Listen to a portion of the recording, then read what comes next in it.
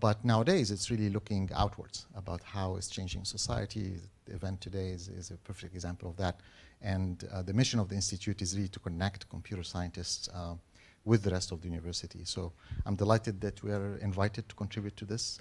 I think the challenge you posed about hiring somebody who can live up to the standards of both, let's say, communications and computer science is challenging. It's difficult. I also think it's hard to educate students at that nexus. If you talk about algorithmic accountability to a computer scientist, they laugh at you. So the algorithm is math. There's nothing accountable in it. It's the person who uses the algorithm that has to be accountable. And the algorithm is doing what the algorithm is doing. Is the person pretending to use algorithm A and then putting algorithm B is a different question. So I think things of this sort are clearly examples of how, from a distance, you think of the algorithm as this black box, but in reality, when you understand how things are, it brings lots of other questions. So I didn't want to go into this, but I just want to say welcome, thank you. I'll try to be as much as possible at all the sessions. Unfortunately, there are a few I'm going to miss, but I know I'll be back and we'll have opportunities to discuss and exchange. Thank you, John.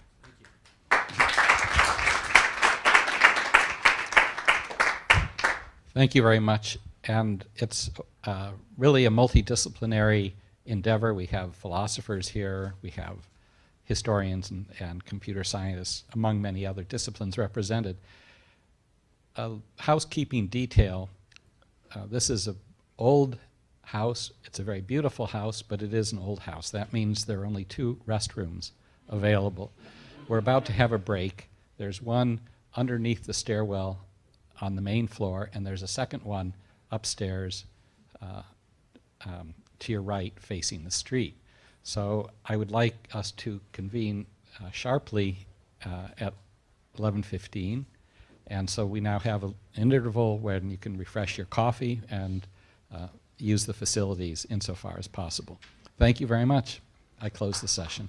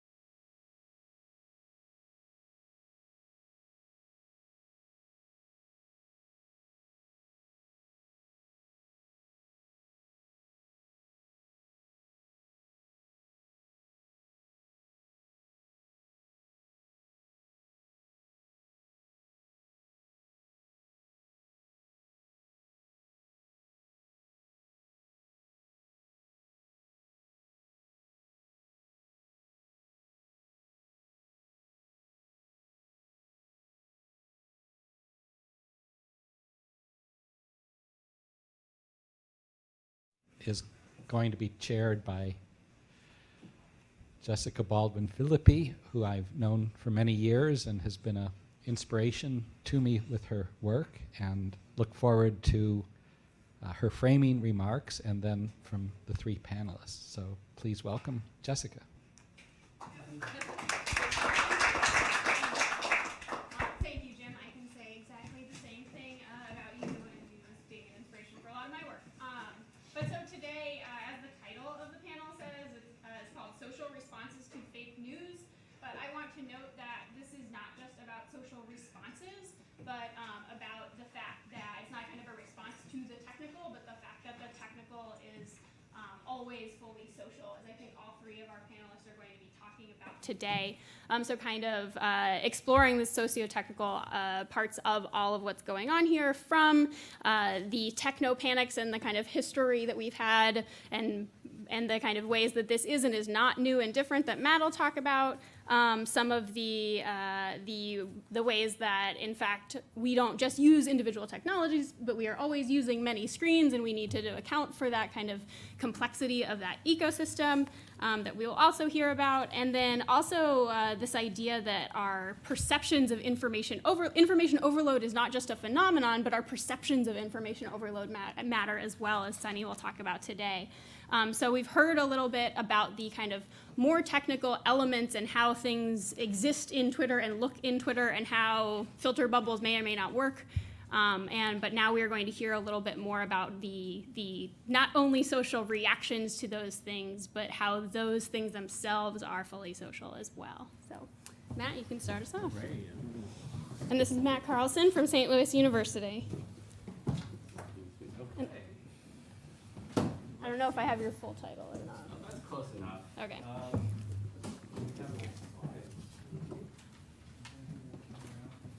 can stand here, but I need to find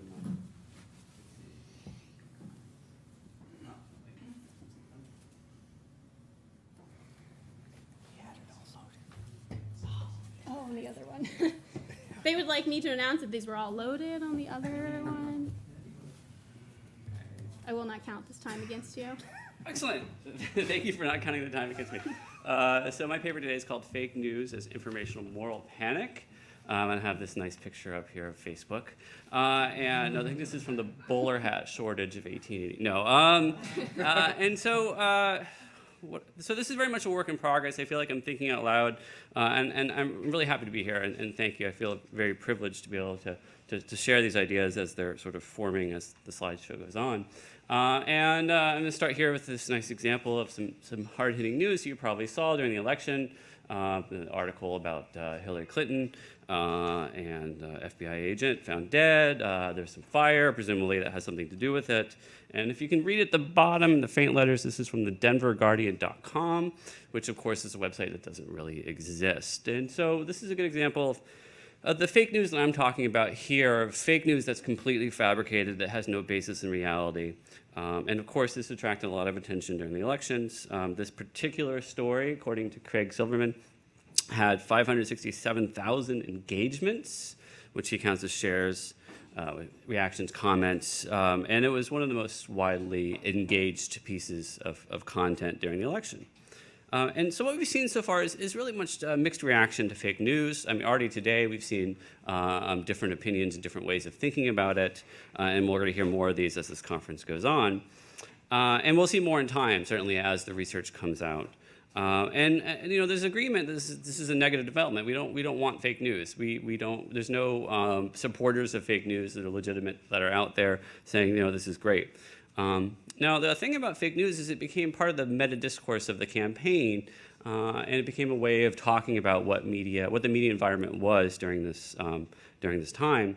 And I'm looking really at the U.S., but this works for other countries as well.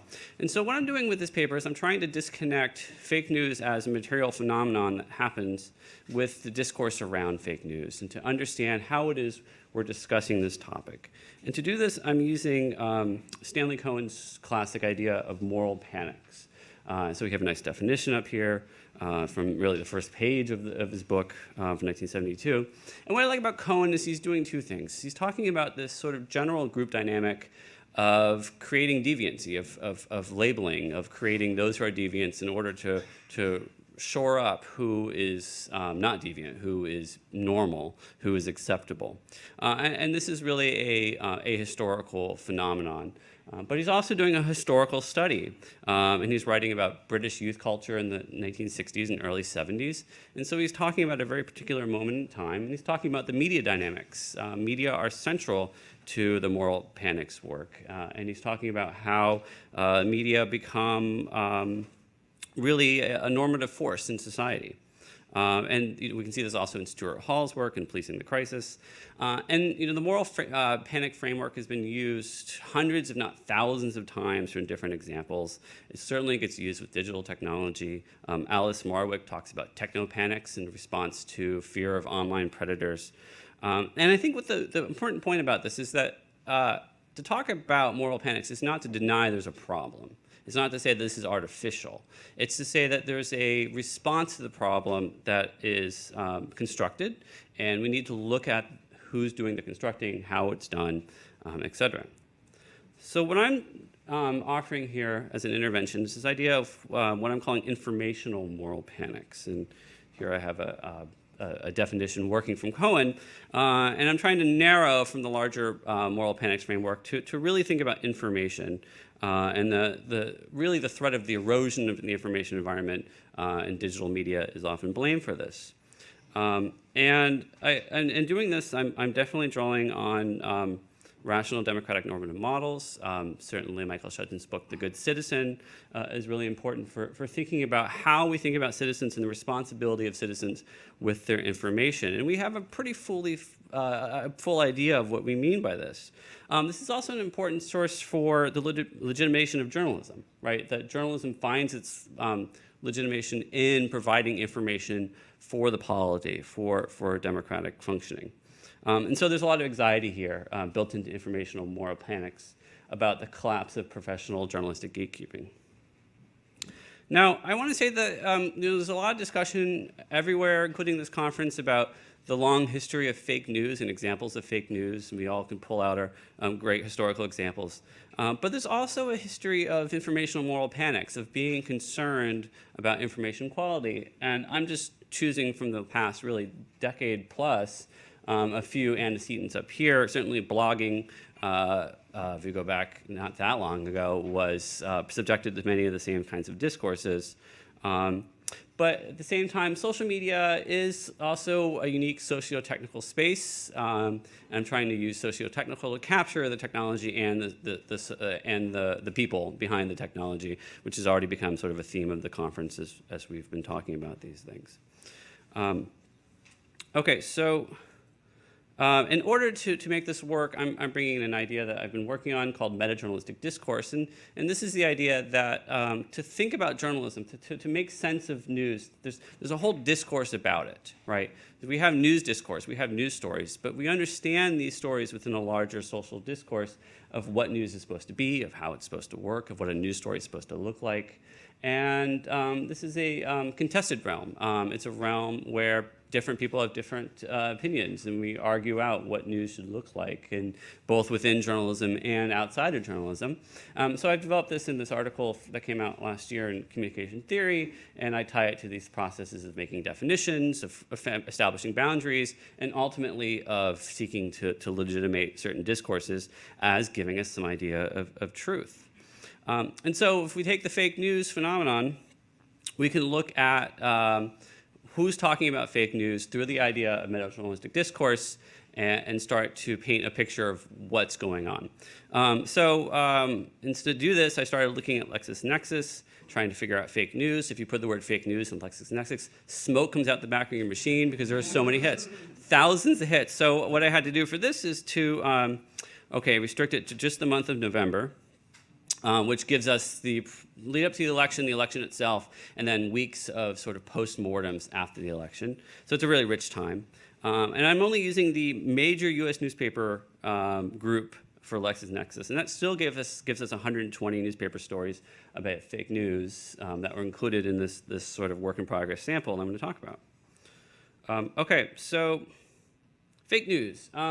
And here we see some quotes that get to the severity of fake news. Right? There's a widespread agreement that fake news is something bad, that it exists. And not only bad, I mean, the reason I'm using the moral panic framework is that it's foundationally bad. It's threateningly bad. And this language comes up again. James Katz had some great quotes from in his sort of introductory slides, and here are a few that came up in my sample. And you know, these are pretty severe consequences.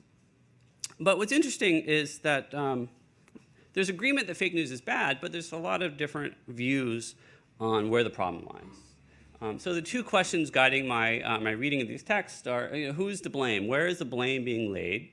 And what are the remedies that come out of this, right? So very much this idea of trying to diagnose the problem and then come up with a way of addressing it.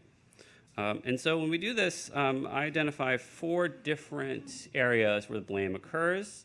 And these are not mutually exclusive.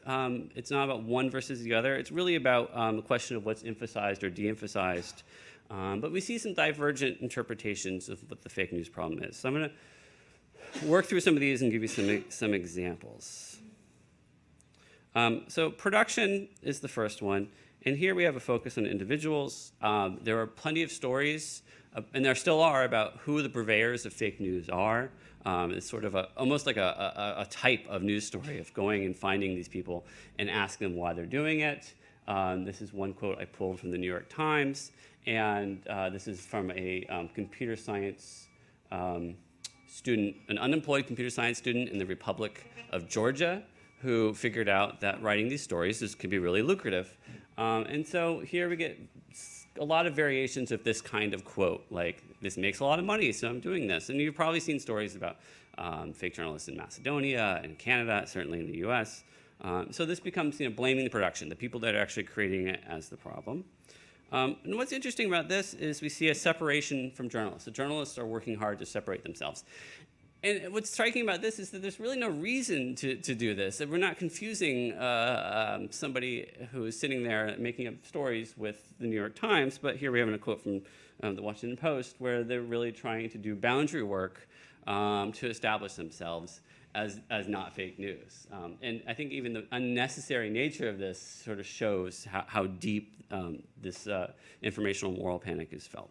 So production is one element that gets a lot of attention. But also platform, and we've had some discussions of platform today.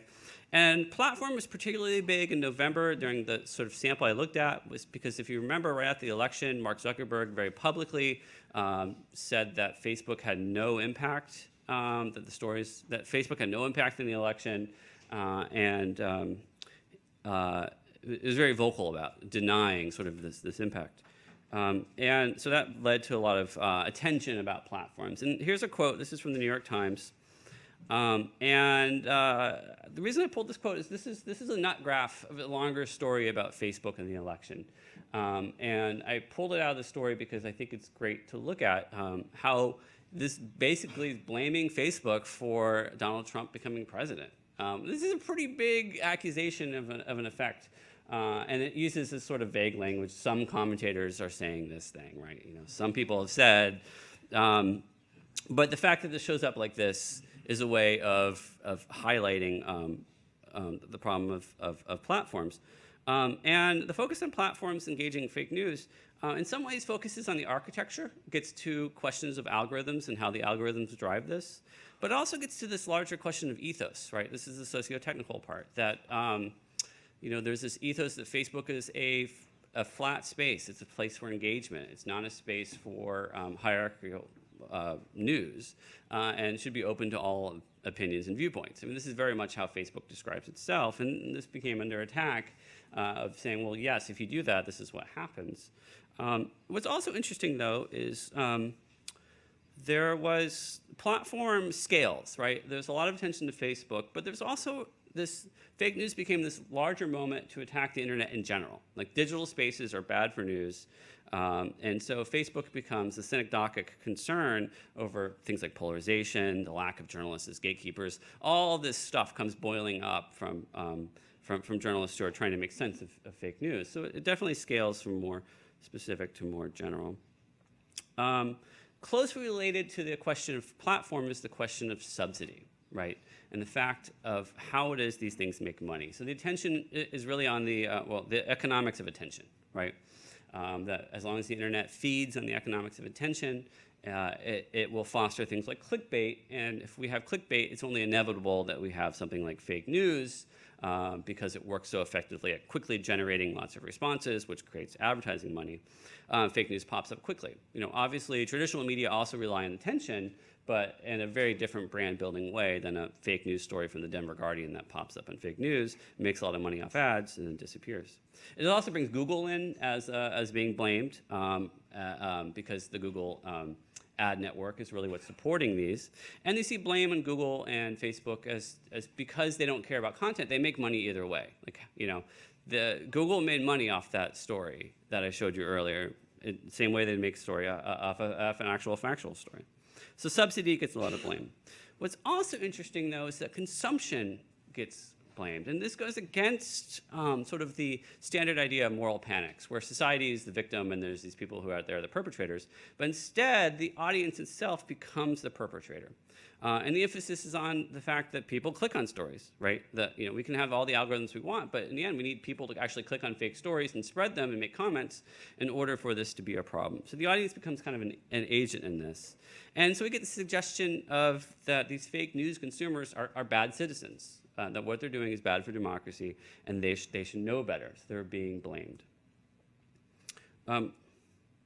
So when it comes to remedies, there's an interesting correspondence between the different areas of blame and then what should be done about this. So we certainly see an advocacy for traditional objective journalism, this idea that you can't trust these sources, so you should really trust actual news. There's a lot of calls for professionalizing social media, of having Facebook take social responsibility for its role in the news ecosystem, instead of just saying, we'll just house any content we want, and that corresponds to the platform.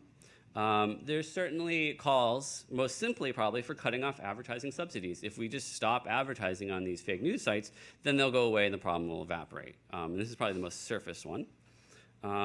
But there's also this probably the most complex one, which is trying to get news consumers to change their news habits, get better media literacy, and read things that don't necessarily agree with them. And I feel that's a really, that's a lot to ask, but it's something we do ask, and we do encourage this in a normative sense of trying to find out different viewpoints in order to have information we need for being citizens. So conclusion, fake news means many things. Even if we agree on what kind of fake news we're talking about, and there are many varieties of fake news, right? If we're talking about, say, fabricated stories, we're still talking about them in different ways. We might agree upon what we're talking about, but we still have different ideas of what the problem is. But what I think the informational moral panic framework does is it forces us to say, why are people talking about it in the ways that they do? And it gets to deeper concerns. And one is this longer running idea of what happens when we democratize, lowercase d, democratize our media system, and that we allow more speakers and more voices, and what effect does that have on journalistic authority, on where we get information from. And so the fake news is dipping into this much larger discourse, and much deeper and much longer running. And also, there's a difficulty here in this discourse with getting to deeper causes, and we've already had some of this discussion today too.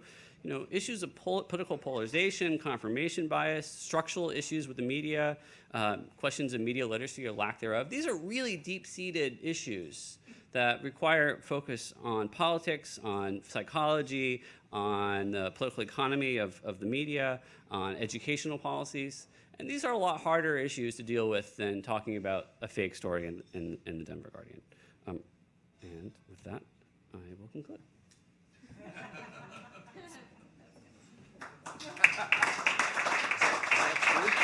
It is true. It's clearly true. It should have the official photo on there. Then it would definitely be true. But unfortunately, I didn't put that one on. Thank you. You'll have to share the animator for that, for the whatever tool that is that allows us to plug it in. You know what? If you search fake news generator online, guess what? There are so many. We can all do our own. So.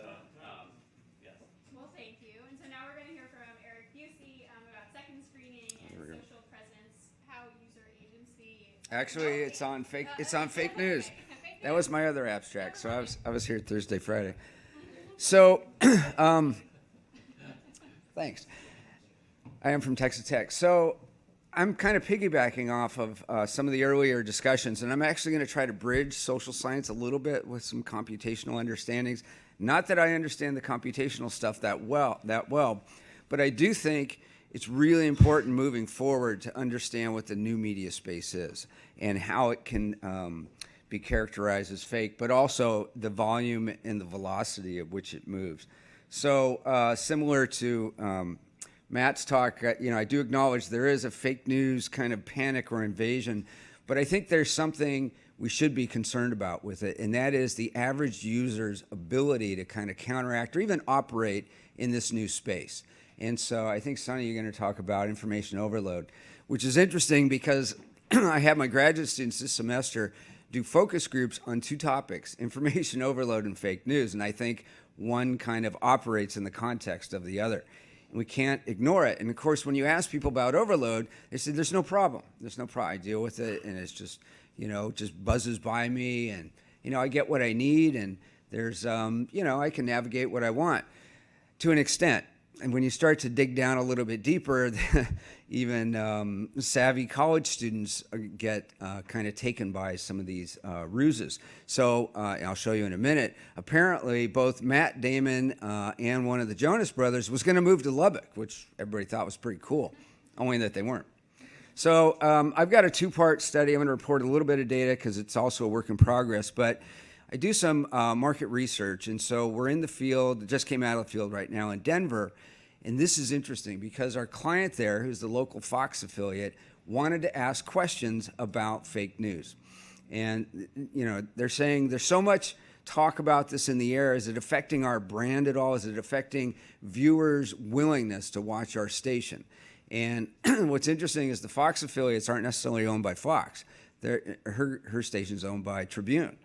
But they air some Fox News. And so is there an association? Does it have an effect? And from some of the data, it does seem to have an effect on people's willingness, or at least express willingness, to even watch local news. So there's a lot of themes I'm going to hit on here, and then we'll touch on some focus group comments as well. Just some openers. Once upon a time, we knew what fake news was. And it was pretty obvious that it was satire. Those are the good old days. Fake news is still around as satire. It is a kind of multi-headed beast. More recently, we're seeing more precise definitions of fake news. There's now one on Wikipedia. I imagine next year we're going to see one in the Oxford English Dictionary. So Wikipedia says it's non-satirical news stories which have no basis in fact, which are presented and believed to be factually accurate. What also never gets talked about with regards to this is, at least in advertising, it used to be at least against a federal regulation to simulate newscasts. It used to be a no-no. Now everybody's doing it. And the minute you do it, people kind of fall for the format, and then it gets attention. So it is attention economy operating in the Oxford's Word of the Year, a post-truth context relating to or denoting circumstances in which objective facts are less influential in shaping public opinion than appeals to emotion and personal belief. So it is about persuasion. I also think it's about propaganda. Again, just to kind of do a tour of the past. Now, here's one of the problems with fake news, and it's been this way for decades. Sometimes it's true. Gary Hart did appear on a boat called Monkey Business with a shirt that said Monkey Business with a woman who wasn't his wife. They had the photos. National Enquirer had the photos. I'm pretty sure Bill Clinton wasn't endorsed by the UN, but hey, I wasn't there to see it. So some sources said, I don't know, and accurately predicted George W.'s election. Okay, it got to be really problematic in an online sense when some high-profile people, notably Pierre Salinger, fell for a conspiracy theory and then used their credibility to spread the rumor. And so in the 90s, we forget, there was a lot of rumors that were effectively spread in kind of an email sense. And now there's a phrase called Pierre Salinger syndrome when you fall for a story like this. We kind of forget about it, and it's mentioned sometimes, but that was a important historical touch point. We get a little more into the present, and I mentioned Drudge because the next figure I'm going to show is a guy named Mike Cernovich. And Drudge was one of the original kind of fake news purveyors, but again, some of what he wrote was true, or some of what he, I should say, republished or blog leaked was true. He's kind of a one-man WikiLeaks in a sense. And so why did the Lewinsky stuff show up on Drudge? Because Newsweek wasn't comfortable going with it. It wasn't that it was false. It was just, it just seemed smarmy and wasn't, proper news. He went with it, and now he's created a one-man attention economy that really is impressive. So here's Cernovich, and what is Cernovich trying to get to? Cernovich runs a couple fake news sites. He calls himself an attorney. Apparently that's not very lucrative, so now he's a storyteller, but a journalist who he claims is Pulitzer caliber. Here's what Cernovich is after, which is Drudge's page views. And I couldn't believe this myself when I looked at it. Drudge Report hits 1 billion page views in April 2016. I'm assuming this is a credible source. And if you look at what, Web Pro News, but if you look at what Drudge does is he kind of consolidates and serves as a gateway for other people linking to his site.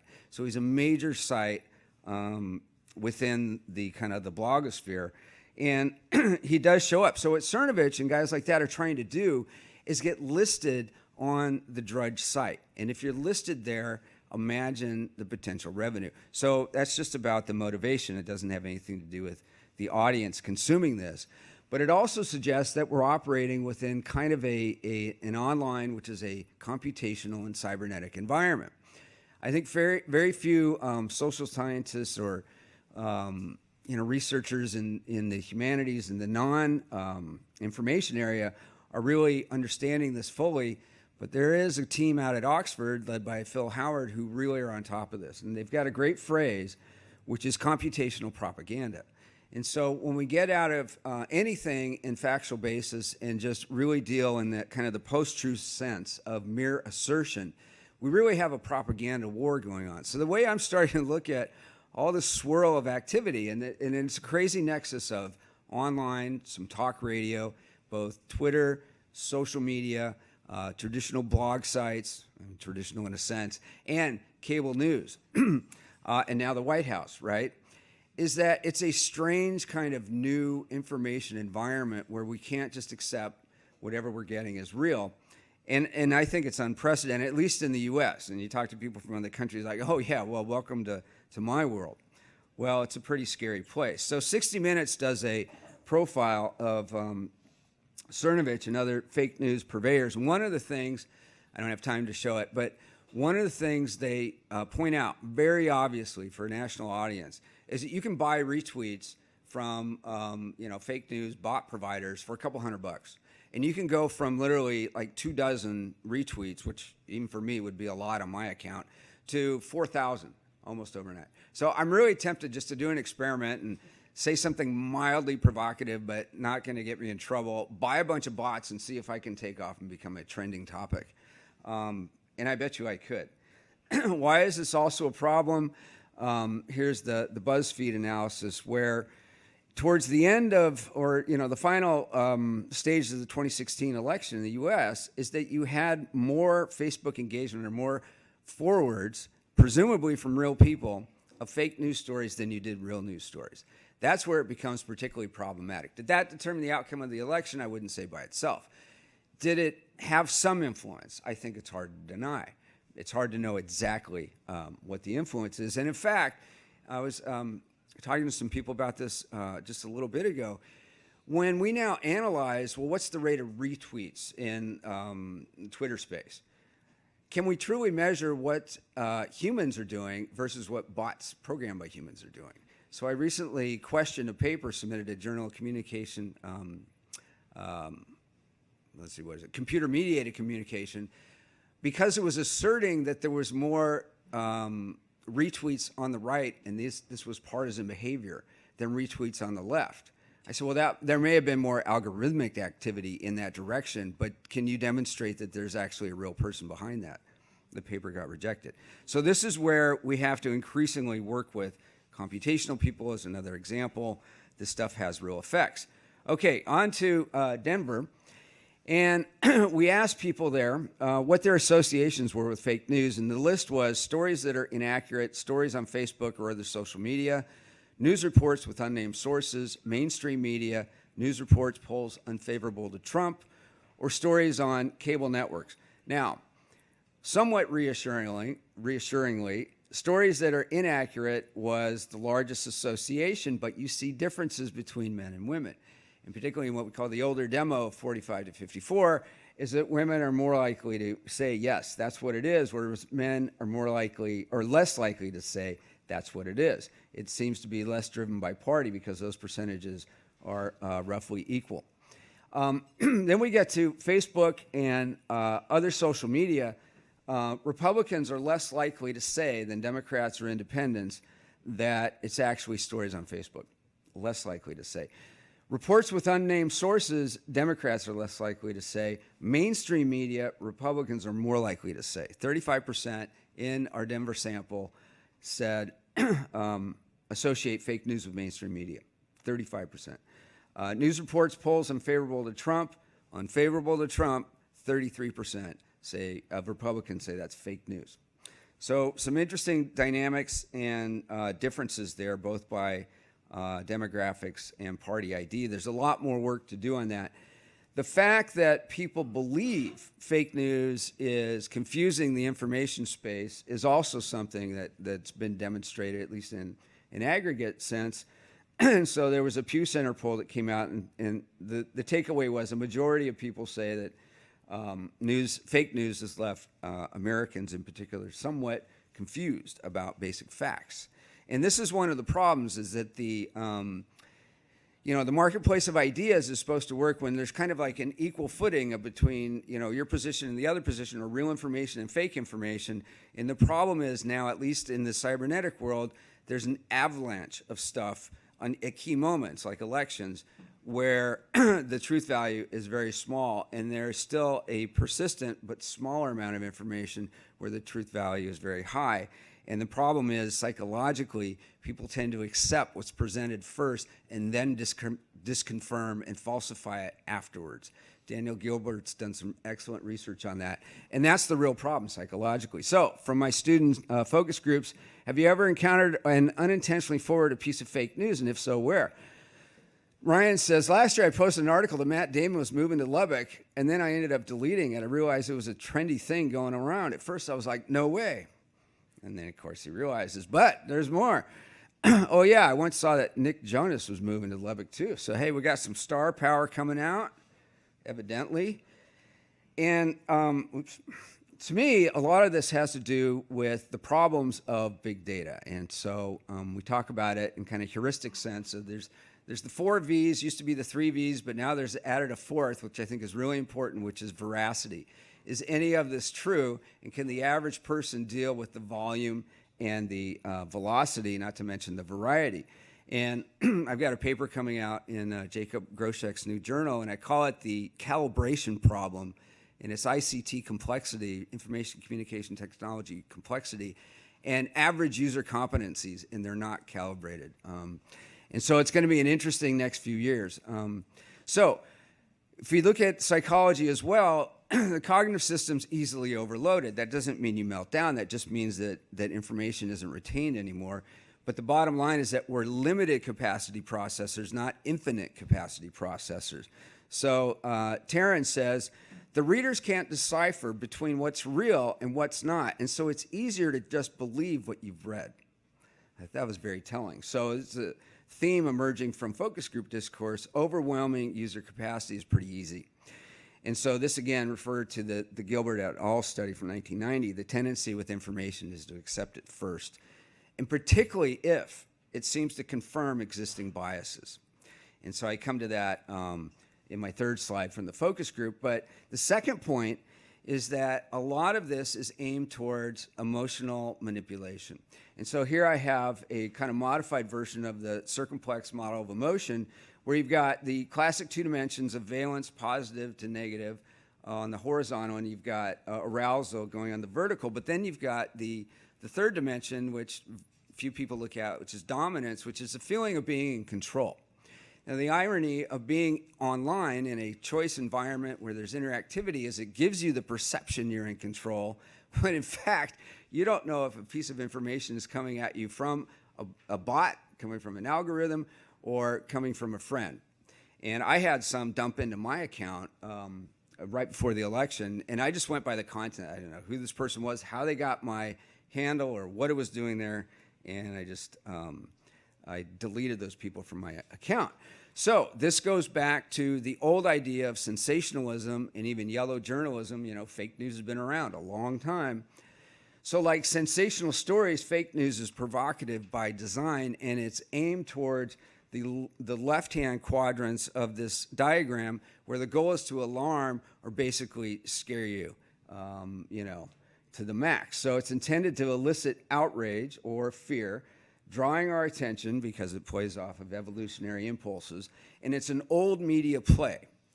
What's interesting is that it's working on young and old audiences alike. So fake news manipulates by alarming.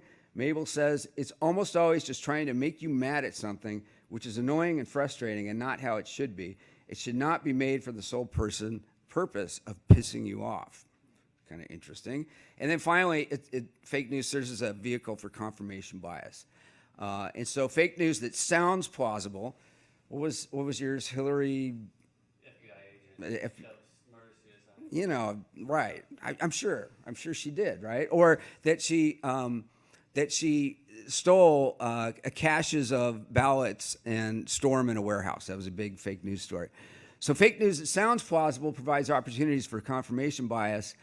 And we attend to information that upholds our ideas kind of cognitively for self-preservation while ignoring other information that challenge it. So Dolly says people are reading things they semi-believe in, so they could be like, hey, I don't like Clinton. So you're reading this article and you're like, yep, I could see her doing this. And then it spreads. So takeaway points. Viewers want to express confidence, again, going back to the information overload point, that they're capable and have the capacity to counter this onslaught of information. And so Terrence says, again, we need to be aware of what's real and what's not, and how many sources are out there that can't be trusted, and just take the time and be more mindful about what you're actually reading and who's actually posting. That's great until you realize you're in a real-time environment with a deadline, and you're completely outmanned and outgunned by the millions of tweets or bits of information coming at you, and you're a limited capacity processor that may not even be trained in journalism, let alone the technology, or have a background in the information. That's three strikes against you. At the same time, so then the volume and velocity of fake news, the tendency to accept information first before we disconfirm, and confirmation bias argues against this rosy view. So on that happy note, I'll thank you for listening.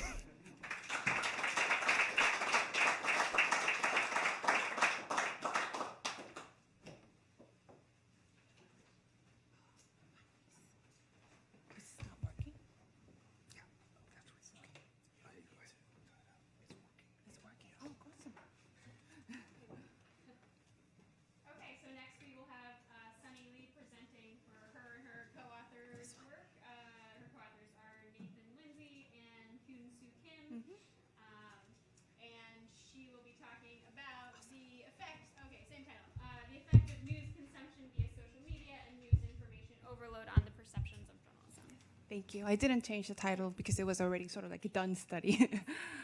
Thank you, everyone. I'm Sunny Lee from University of Oklahoma. I'm an assistant faculty there, and I'm very thankful to be invited to this very important conference, and thankful to Dr. Katz to organize this conference.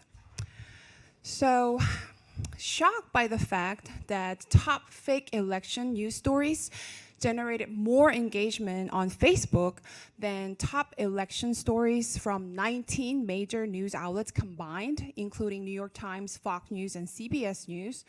My co-authors and I realized that studying news consumption on social media would be more important than actually we had initially thought. And through this study, supported by Korea Research Foundation, we paid attention to the relevance of news information overload and how both news access through social media and news information overload both influence news consumers' perceptions about journalism. Social media seem to be a double-edged sword for journalism and news consumption because they're both potentially positive and negative effects of news access through social media.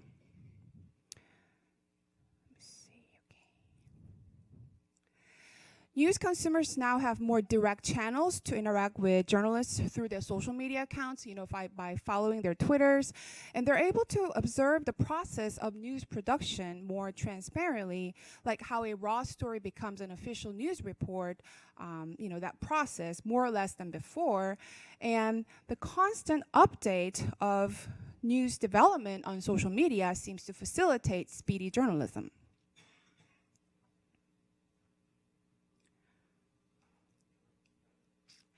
However, being able to see journalists' comments on certain issues makes news consumers feel a bit dubious about the traditional norms of objectivity, and these additional layers of news information available through social media inevitably increase information overload. And among all these available news information on social media, some of them are not verified in their factualness, as we know. So consumers might be exposed more to fake news when they access news via social media frequently.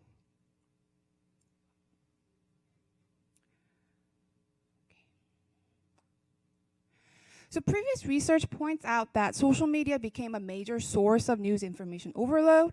And a few research, including ours, found that paying more attention to news via social media compared to traditional media like television and newspaper, that was more associated with higher level of news information overload, which implies that there might be this kind of distinctive cognitive effect of news access through social media, as was also mentioned by Erik's talk. But at the same time, social media users get selective exposure to information shared by their social networks of friends and family, and possibly through social media's own filtering mechanism. So some people actually acknowledge that social media helped them cope with the overwhelming amount of news information.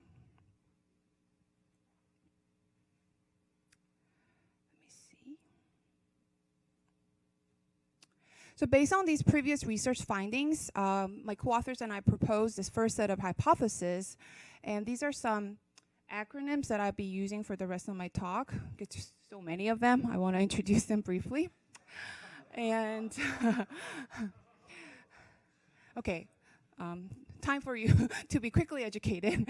And my previous research showed that higher level of news information overload was associated with higher level of selective exposure, news avoidance, and willingness to pay for quality news. And due to the possibility that accessing news through social media can increase as a coping strategy of news information overload, or news access through social media just simply increases news information overload, we propose this moderation effect between news information overload and news access through social media, because both directions of effect can be possible.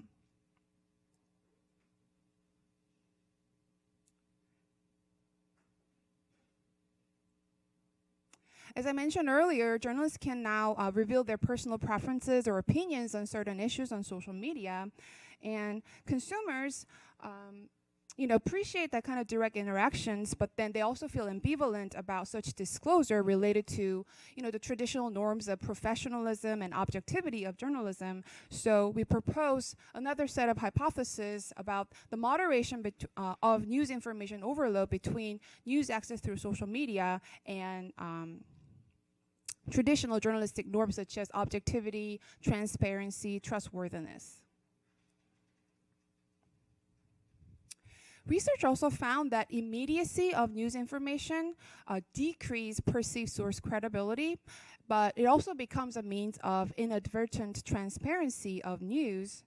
And frequency, Westerman et al. Found that frequently updating news on Twitter seems to facilitate news consumers' cognitive elaboration of those newses, and then they seem to have this sort of positive perception about the source credibility. So my co-authors and I wanted to study how then news information overload moderate the relationship between news access through social media and news consumers' perception about speed of journalism, whether they would like the speedy journalism available through social media, or they actually care about accuracy of news or quality of news more so than speed of journalism.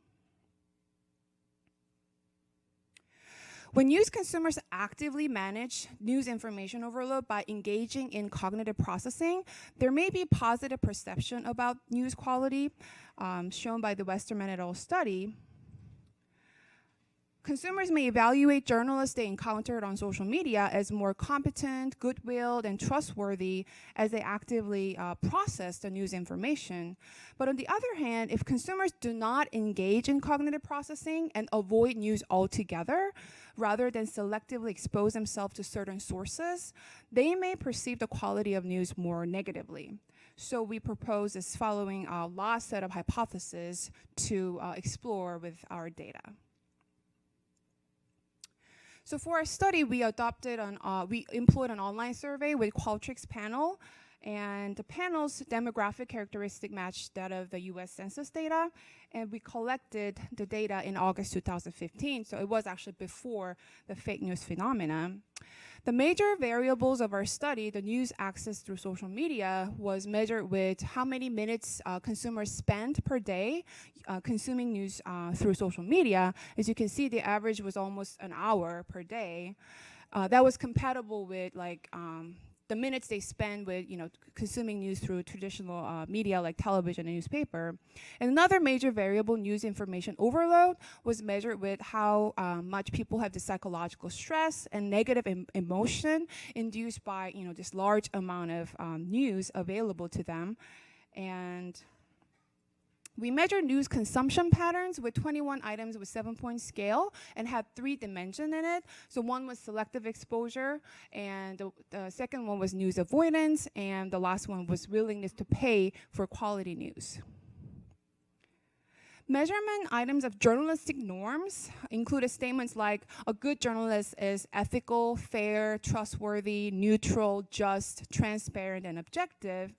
And perception of journalistic practices like speed of journalism was measured with 3 items like investigative news reporting that takes a lot of time to produce but deals with issues in depth is important, and quality of news is determined by accuracy rather than speed or immediacy. So the stronger the consumers agree with those statements, they care more about the accuracy and quality rather than the speed of journalism. And we also used 5 items to measure participants' perceptions about news quality. And we asked whether they think good news investigates claims made by government and whether good news investigates truth.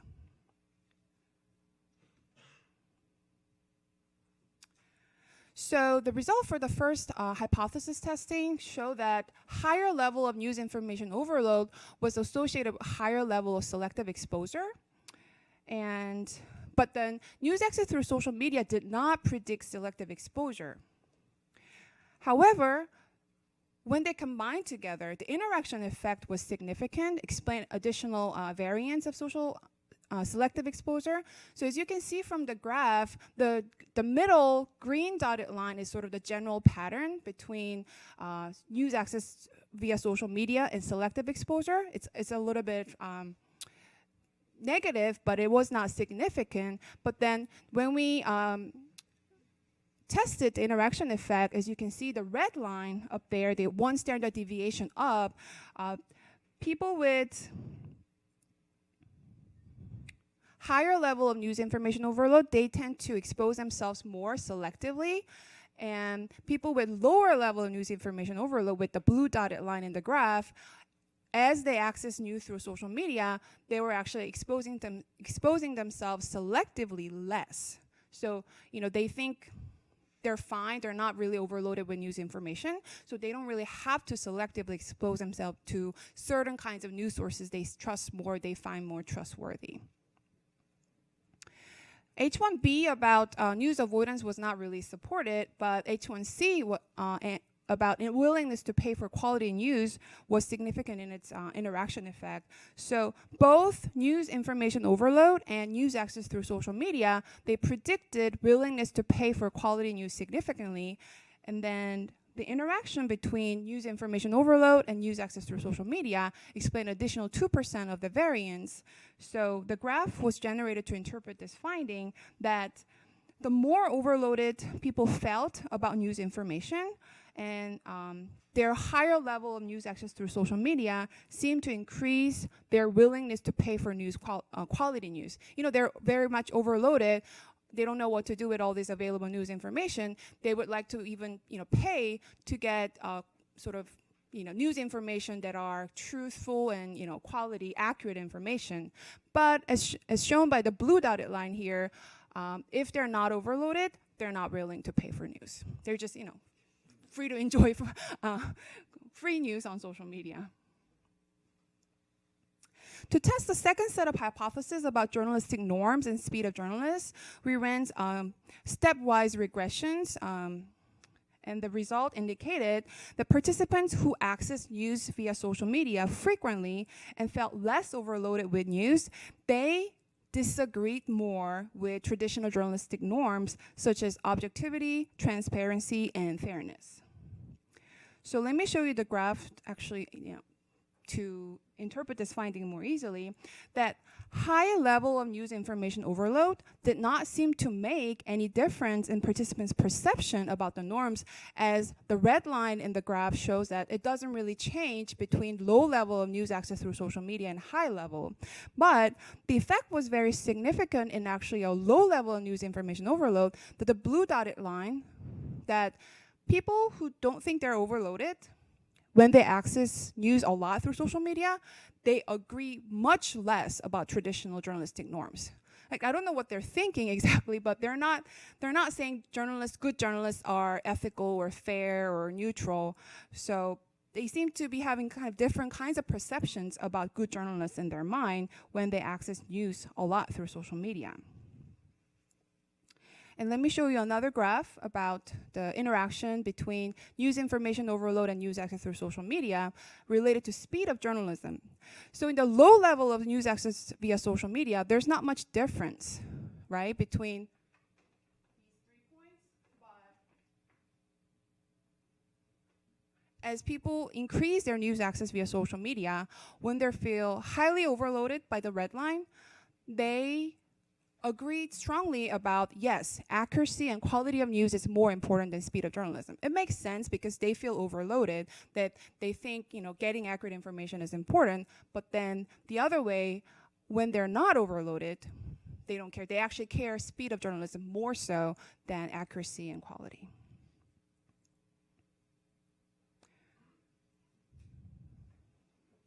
So in order to test the last hypothesis, the first part we ran some t-tests, and there was a significant difference in people's perception about news quality between low and high news information overload groups. And high level of news information overload group, they agreed less with traditional quality of news about good news providing truth, and then good news verifying claims made by the government. And to further examine the effect of news information overload and news consumption patterns on perceived news quality, we ran another multiple regression, and the result indicated that news information overload was a significant negative predictor, while selective exposure was a positive predictor of perceptions of news, traditional news quality. So two more graphs, and that's it.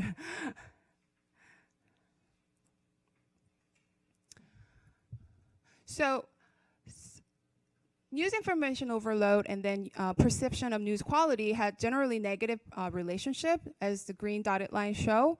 But when people selectively expose themselves more to certain sources they trust more, as the red lines show, that negative effect seems to be lessened. With the news avoidance,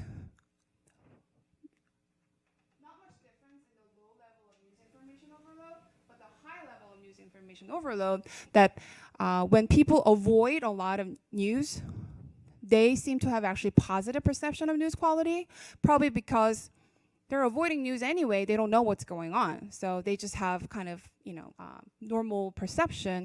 But when they have high level of news information overload, or when they don't avoid news very much, they don't necessarily agree with the traditional quality of news. So by now, you might be wondering, so then what are the implications of these findings related to the fake news phenomena? I think there are some. Let's go back to some of my findings for the implications. So the frequent access of news through social media was associated with less agreement with traditional journalistic norms, such as journalists being fair, ethical, objective, and trustworthy. Do you think this might be because consumers access much fake news on social media?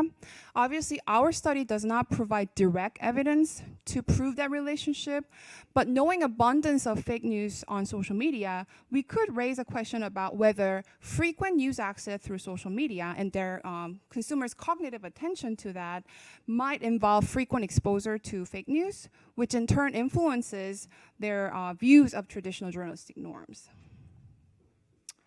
High level of news access through social media with low level of news information overload was associated with people's preference of speedy journalism. And with that finding, we think news consumers who prefer that sort of state, they might not really take a lot of time to fact check information on social media. So that might be what's going on.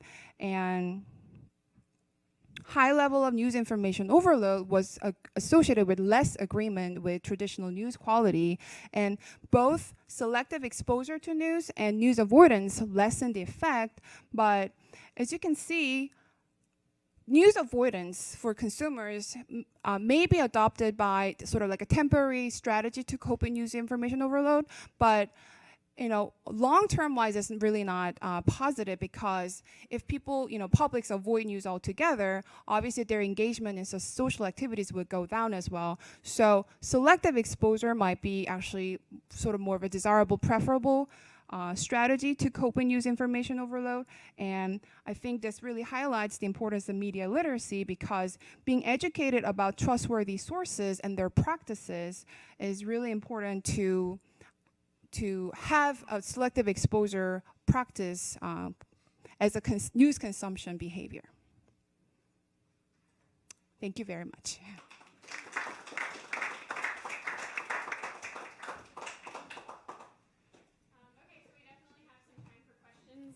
But before or as you are perhaps thinking of and solidifying your questions, I did just want to give a kind of small wrap up, but also to connect it to the previous stuff that we've heard today a little bit. And just, sorry. Okay. I wanted to connect it to some of what we've heard already today. And just to kind of use Matt's as a jumping off point, because it is kind of more theoretical and I think frames some of what we've heard from our other speakers, to talk about the problem of fixes and solving kind of these issues is something that we've heard as the possible outcomes here. Interestingly, one we did not hear from Matt's research, and I'm curious if you think this showed up or it would show up somewhere else, is the idea that this is a technical problem that needs a technical solution, which we have heard already a little bit, right? If filter bubbles can't exist, then what is the problem? Kind of that idea, which we could certainly make arguments about why journalists might use that as their scapegoat, but also that probably, I think what we've heard from our other panelists have shown that won't actually be the fix, right? That Erik's kind of research here shows that the cross-platform nature of linking from Drudge to something doesn't make the filter bubble go away, right? Because of these complexities of the ecosystem. And Sunny's research shows that, in fact, it is all about how we are viewing these systems in the first place, or kind of I think that your research also speaks to the expectations we have for social media in a way that it perhaps different than, Facebook is different than Twitter, and Twitter and Facebook are both different than Google search results, and different from what we would expect that information to have there. But so I think that so it's interesting that all of you kind of, I guess, not so much Erik, but talked about media literacy as a possible solution, because I also think that all of your work points to the fact that that's not going to really help either. So sorry to burst your bubble. But I mean, right, this problem of even Sunny's kind of the final thing that she's pointing to is that we have really different and perhaps strange and perhaps flawed expectations of what something like a platform like Facebook should show us, right? And so the idea that we could just then figure out these new literacies and how to deal with the new norms there, I think is, I think our traditional visions of media literacy are built on a very different paradigm then, and there's some disjunct there that I'm not a media literacy scholar, but that perhaps they need to begin thinking through and kind of how do you make that gap work. And that is perhaps not a solvable problem here, but I think that in its different ways, it's not just about navigating that ecosystem that Erik is talking about. It's not just about figuring out what type of fake news we are talking about and the kind of different tropes or categories that Matt has talked about and how to parse them, and then we can begin to solve them, but it's kind of this bigger gap that all of your research is pointing to. So I just wanted to note that. But unfortunately, I don't think media literacy will fix us quite yet. But questions?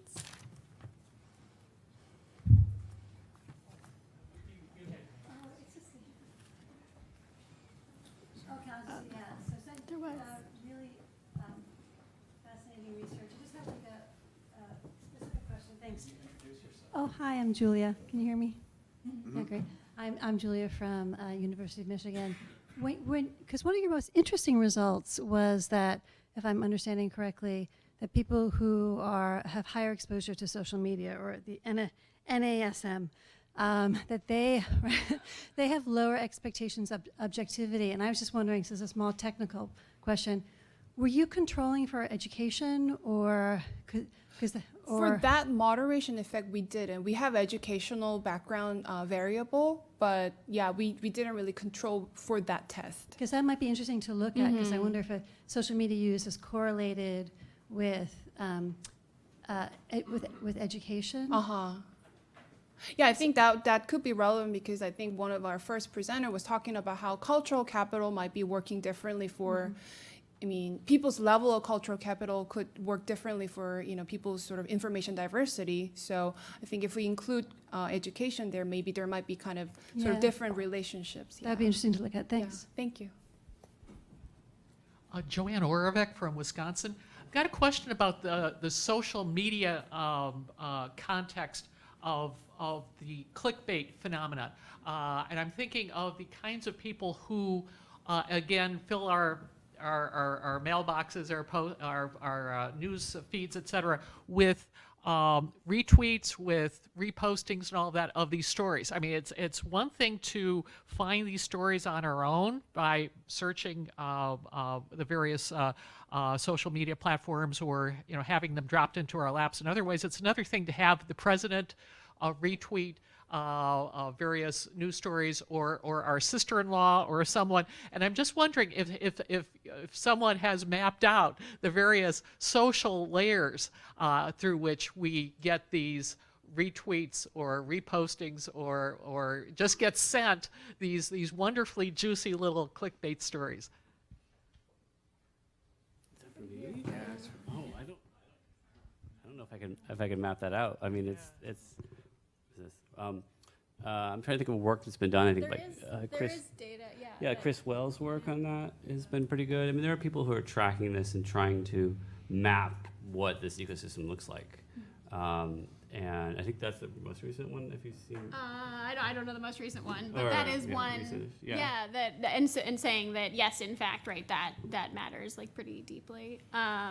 Which is also at odds with our media literacy education, right? That accounts for like, no, you read the name of the title, but if it sounds like whatever DenverNews.com or something, whatever. DenverGuardian.com.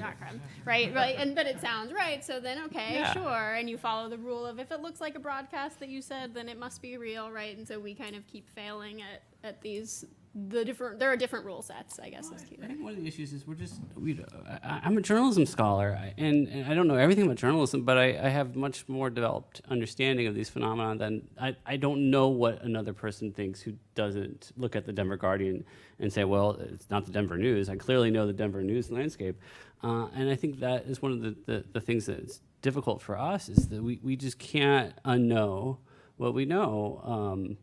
And hard to characterize ourselves as these other types of news users. And we don't want to do that in a deprecating manner where like, well, you should know what I know. We need to have a way of understanding sort of people not like ourselves. Yeah, the other thing I would add is that it kind of preys on the mechanism of source credibility.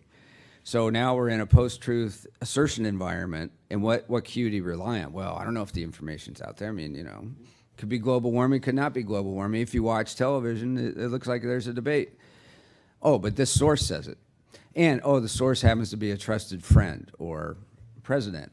Oh, okay, so I'm just going to cue off that because it seems too much work for me to try to figure out. So that's why I come to kind of the pessimistic conclusion that most people aren't going to go to the original documents and try to make sense of it themselves. And they shouldn't have to necessarily, but we're now in this problem of legitimate sources being overwhelmed in terms of volume by really bad sources. So I don't know how the free marketplace of ideas plays out, but I do know that these psychological mechanisms and emotion and everything else start to work for fake news in a way that probably no one anticipated. So it's this highly effective system of human tendency in this very contrived and strategic and manipulative environment. So I look at it, and this is cynical too, we're in the middle of an information war, a lot of people don't realize it. And it's just bizarre to me. I'm a former reporter, like, it came to this? I don't know how we got it. But also just to take a step back to the technical, these are social and kind of psychological processes that you're describing, but also that particular one is rewarded by all of the algorithms, right? We don't know exactly how, but that is. Like, so I'm more likely to see yours if I know you, if we've been friends for a long time, we have many network friends in common, right? So it is both a real psychological thing we believe our person, but also one that works within the algorithm. And like, just to kind of speak to the messiness of this is not just a psychological thing either. Hi. I think I have the mic. So the mic's floating around. The mic can move as it will.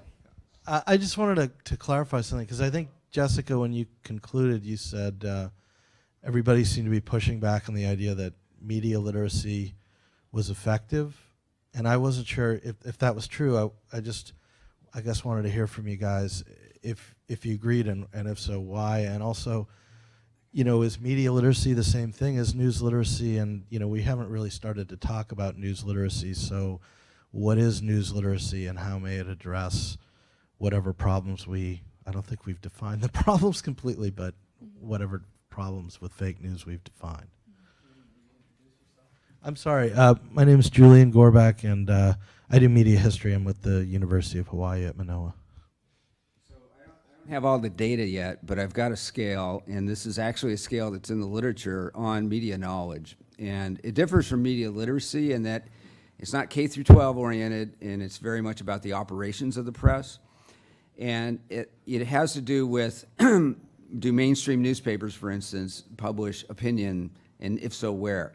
Do sites like Google News produce their own news stories, or do they collate? And a series of questions that would actually parse out who knows how media operate and who doesn't. And one thing I can tell you just from preliminary analysis so far, and I'm asking this in survey after survey, is that people with high news knowledge look at the credibility of the media a lot differently, and they tend to rate it a little bit higher. They're also more critical of the press when it screws up because they're paying more attention. The people in low news knowledge, I haven't demonstrated it yet. I have a hunch, the hypothesis is they're more susceptible to news of assertion or opinion. And I do think, so I think media literacy efforts are really important, and if I was a dean or a provost, I'd make Journalism 101 mandatory for all students, especially in this day and age, and keep us all in business. But it's increasingly important socially, right? And I think it's a basic kind of civic orientation and foundational thing you should get from a college education. So I've had this debate, and I've submitted a few papers on this to public opinion journals, and they always go to political scientists. And then you hit a brick wall. And they say, we've got political knowledge. You're not explaining anything more or attempting to explain anything more than basic education or political knowledge.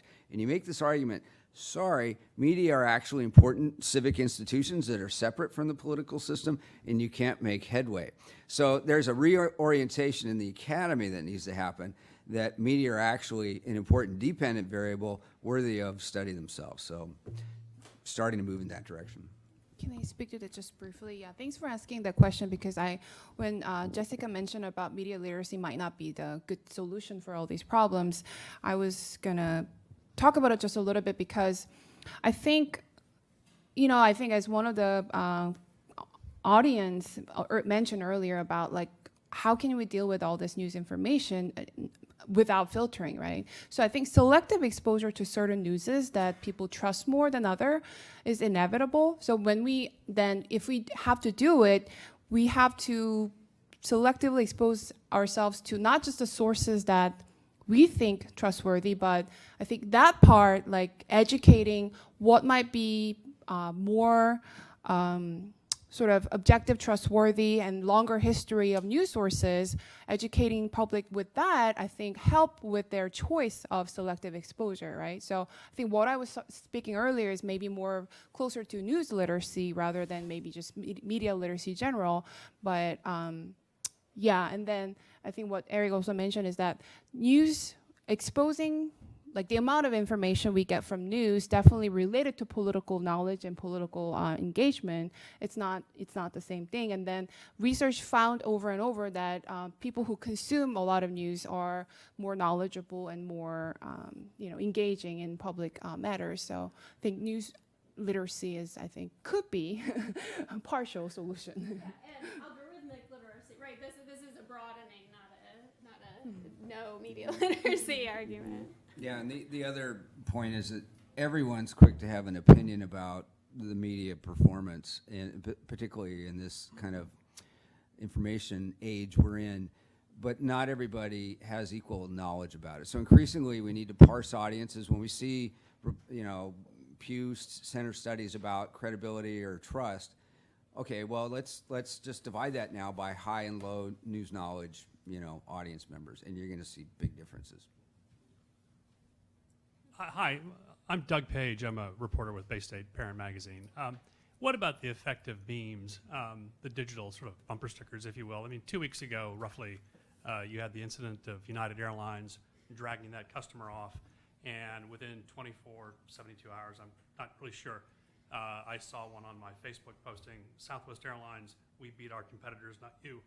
And it was very clever because it actually looked like the Southwest Airlines logo too as well, so it was quite well done.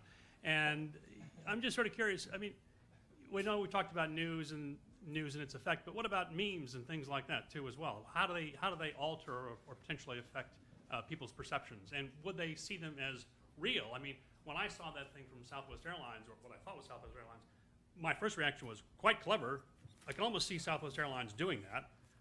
And then digging for stories to see if they actually did that, discovering that they didn't. But certainly not everybody's doing what I did, too, as well. That's right. Yeah, so just a quick comment. I don't want to take the floor too much, but I've done a couple of published studies now with a group out of Madison. So what I do is nonverbal coding, and this is a presidential debates, and what they do is the Twitter parsing, which includes mentions of memes.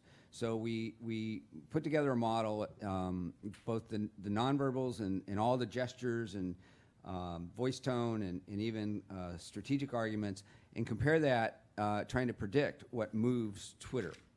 And what moves it, one of the biggest verbal components are memes.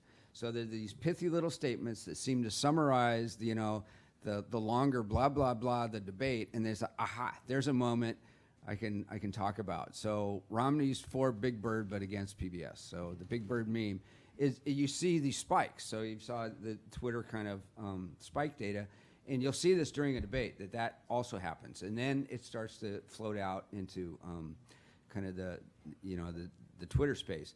And they're also short, so they fit the 140 character kind of motif. And you see this over and over, that the meme ends up being retweeted quite a bit. So, it's like information packaging and condensation, but it's like the effective way to communicate if you're trying to get a message out. I think the rest of the conference should be just memes then. Yeah, just speaking forward things. Plus soundbite news. Yep. As I think Jim is standing, I think that is our cue. But thank. Oh.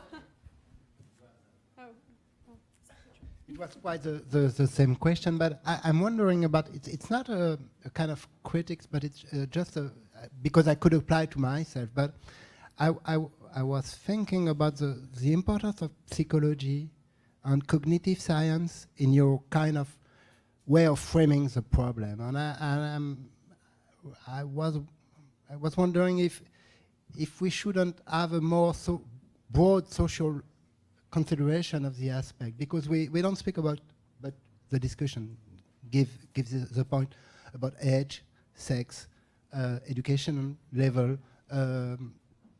position in society. And I'm quite sure that if we want to have a kind of a social science approach of fake news, we should perhaps put into bracket the fact that algorithm engineers, platform are always thinking of behavioral science and cognitive effects of their system.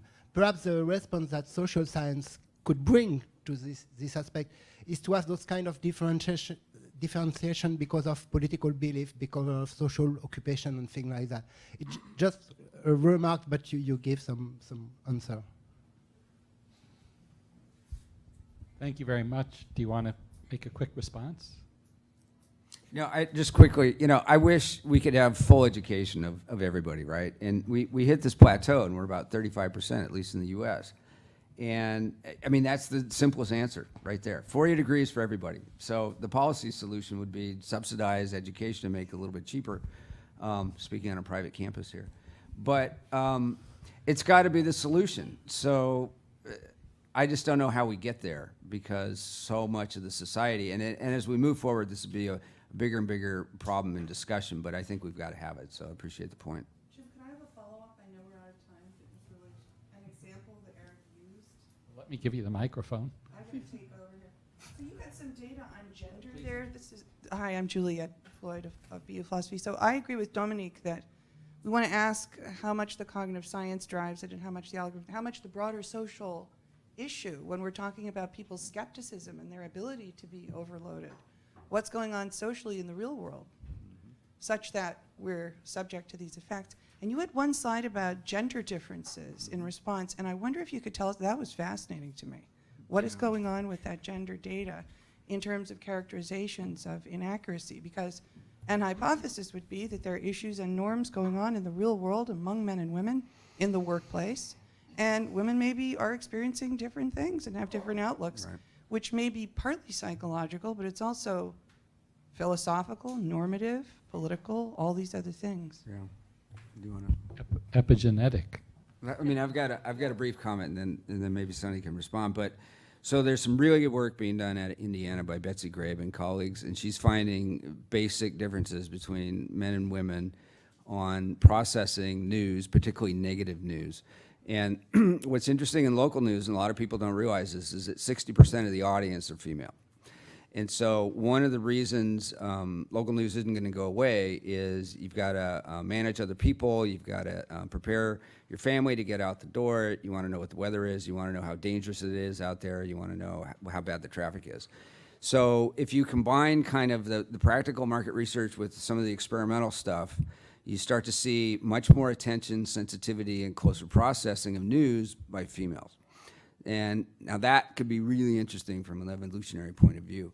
But gender is kind of its own area, and social scientists are sometimes a little bit hesitant to say, aha, there's these big, broad differences. And I report them for the client, but I don't talk about it too much in my own research. Well, we can also talk about feelings of precarity, right, or anxiety, right, that might be associated with if you are a man or a woman, or if you are a person of color or a white man, right? There's like all of these ways that this anxiety has manifested itself that seems also potentially like very important to read on to at least that particular finding. That was the thing I was struck by too. But that you can say, okay, well, what does it mean to feel precarious or to feel anxious? And of course it means all of those other things as well, and of course it affects the way the truths you think you are being sold or not, right? In terms of news information, the research has found over and over women they feel more overloaded than men, and younger generations they feel more overloaded possibly related to their technology usage. So yeah, demographic effect wasn't really our focus, but I think, you know, if we include that, it could show more sort of nuanced picture of, you know, different groups feeling differently about news information overload and how they access news through social media. Thanks. Well, we not only have a full plate of topics for us to discuss, announce, but we have potentially full plates of food in the next dining room. So let's reconvene in 1 hour. Let me just say, please visit the post.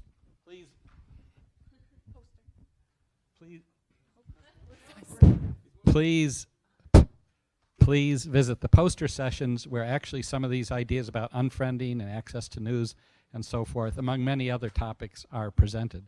So see everybody here in 1 hour. Thank you very much. Thank you, panelists. Thank you, Jessica.